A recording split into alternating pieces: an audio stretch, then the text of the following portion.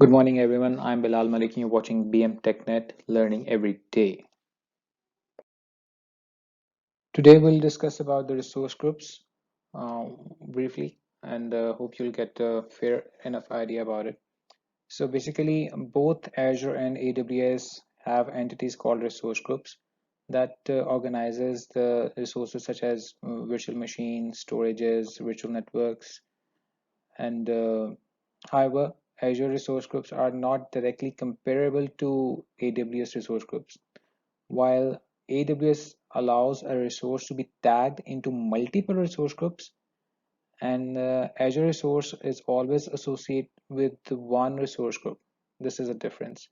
A resource created in one resource group can be moved to another, but only can be in one resource group at a time. I repeat, a resource created in one resource group can be moved to another, but only can be in one resource group at a time. Resource groups are the fundamental grouping used by the Azure Resource Manager, right? So generally you add the resources that has the same life cycle to follow so that you can deploy, update, and delete them all at once as you need. Here we will discuss about you may say a benefit or maybe a role of resource group. Like I said that all resources share the same life cycle, and resources can only exist in one resource group. Resources can communicate across the resource groups. Container for security boundaries can export infrastructure as a code using resource manager templates. So this is the thing when you do any changes or make any modifications or create something into a resource group, and when you just save it and it says that successfully deployed or installed, you can have its template available in that resource group, and you can fetch that and you can save it for your future reference if required.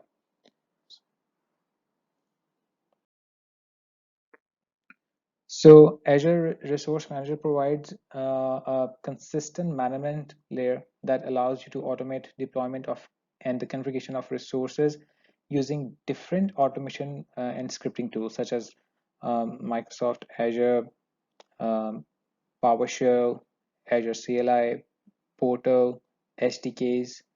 So let me describe you in a picture through a picture.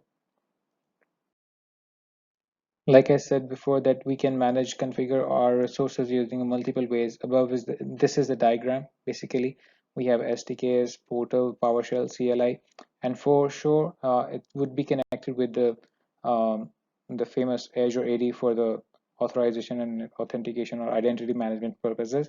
So we have these multiple channels available to manage our resources, and this is the whole concept of resource group. When you have your different elements, different entities, different application databases, virtual networks in some specific different resource group, you can make the changes for all of them all at once. For example, you can apply tags to them um, for the reference, like if ever you have to filter out some of the specific VMs or specific servers to identify for any specific reason, you can use tags. So that helps a lot. Now let's see. I can do a demo of it, but in next lecture I'll be planning to do this while creating the virtual machine. But for now, you can see this snapshot which I've just taken. They're very easy. You just open your portal, Azure portal, and this sign represents the resource group. So just click on it and click the add button. And when you click, you will see this new box where you have to fill in the information.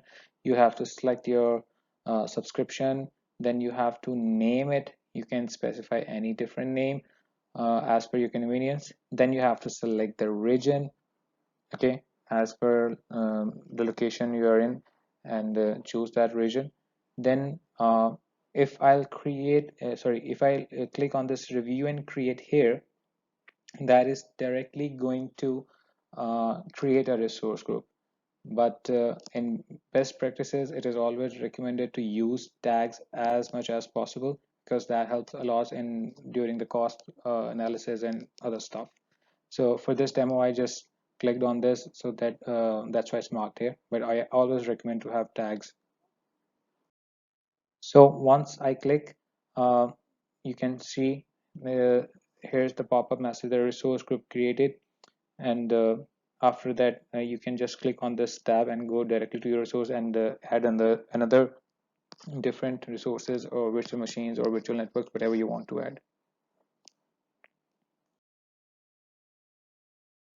Thank you for watching this video. Hope you liked it.